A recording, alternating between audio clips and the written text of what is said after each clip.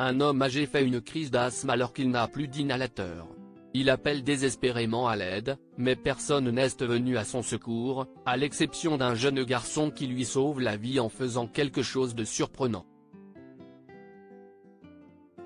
Freddie Harris, 65 ans, a pris son râteau, s'est rendu à l'extrémité du parc et a commencé à nettoyer les feuilles sèches. Le temps était incroyablement venteux depuis quelques jours, et les arbres perdaient beaucoup de feuilles, si bien que Freddie devait redoubler d'efforts chaque jour pour garder le parc propre. Quand il était plus jeune, Freddie n'y voyait pas d'inconvénient. D'aussi loin qu'il se souvienne, il nettoyait le parc et aimait son travail. Mais avec l'âge et l'aggravation de son asthme, il a eu du mal à effectuer son travail.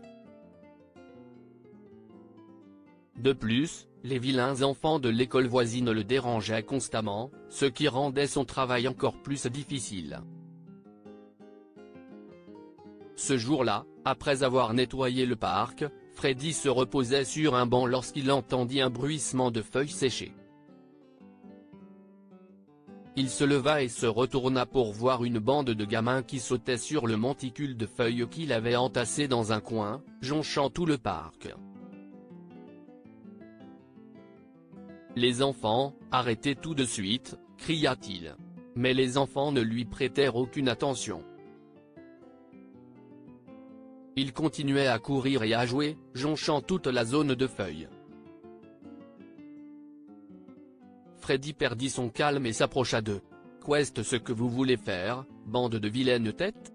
Vous le faites exprès, n'est-ce pas? Et alors? On peut faire ce qu'on veut. Et si est vous qui allez nettoyer ?» lui dit un garçon pour l'embêter. « Pourquoi les enfants m'embêtent-ils toujours autant? S'il vous plaît, arrêtez !» Freddie les supplia. « Mais nous aimons jouer avec les feuilles séchées. »« Je ne pars pas !» s'écria une autre fille. « Oui, oui. Nous voulons jouer ici !» s'écrièrent les autres enfants à l'unisson. Mais Freddie soupira, ne sachant que faire. Les enfants se remirent à jouer et Freddie réalisa qu'il ne pourrait pas rentrer chez lui plus tôt parce qu'il devrait à nouveau nettoyer la zone. Il retourna au banc et regarda les enfants avec des yeux tristes, stressés par le travail supplémentaire qu'il allait devoir faire. Freddie n'était pas au mieux de sa forme ce jour-là et, à cause du stress, il commençait à avoir le souffle court. Il essayait de se concentrer sur sa respiration, mais il savait ce qui se passait. Il faisait une crise d'asthme. Il chercha son inhalateur dans son sac en lambeaux et se rendit compte qu'il était épuisé. Il en chercha un de rechange dans son sac, mais ne le trouva pas. Il a dû le laisser à la maison. Les mains tremblantes, il sort son téléphone pour composer le 911, mais la chance ne semble pas être de son côté ce jour-là.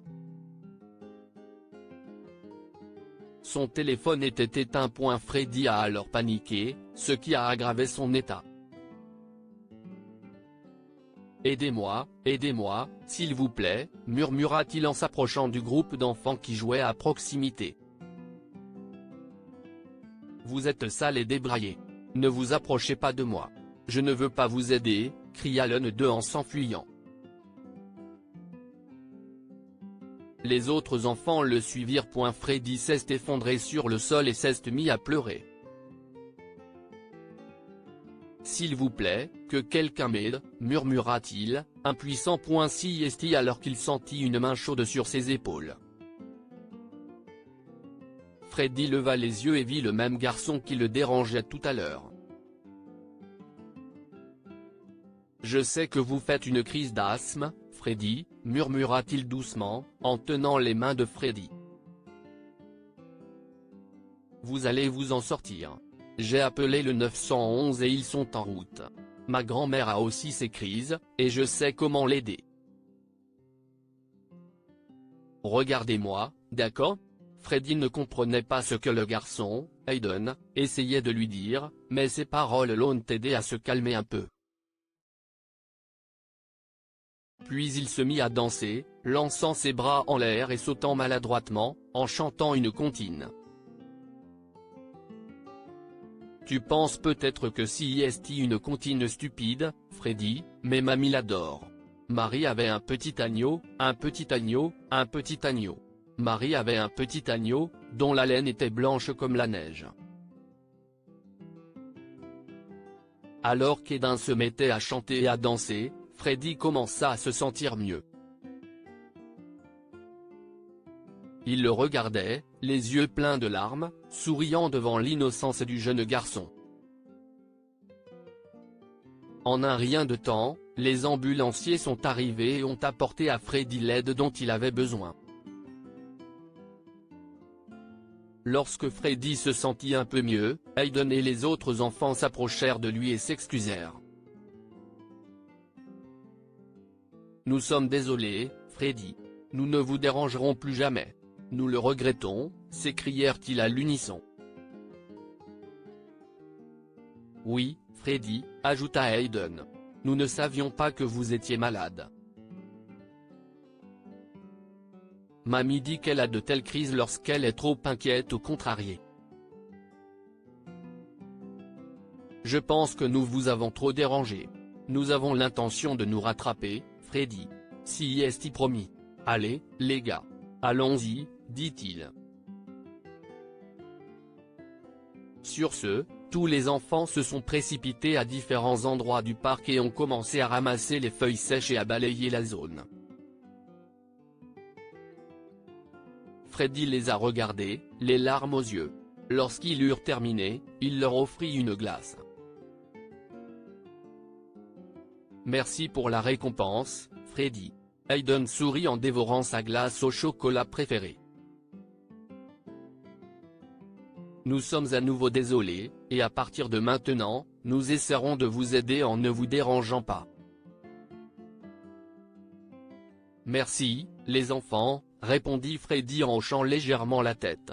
Le vieux monsieur que je suis apprécierait beaucoup cela. Vraiment, dit-il. À partir de ce jour, les enfants ont aidé Freddy après les cours en surveillant ceux qui jetaient des détritus dans les environs et, certains jours, après avoir aidé au nettoyage, ils se sont assis tous ensemble, ont mangé une glace et ont chanté la comptine d'Hayden.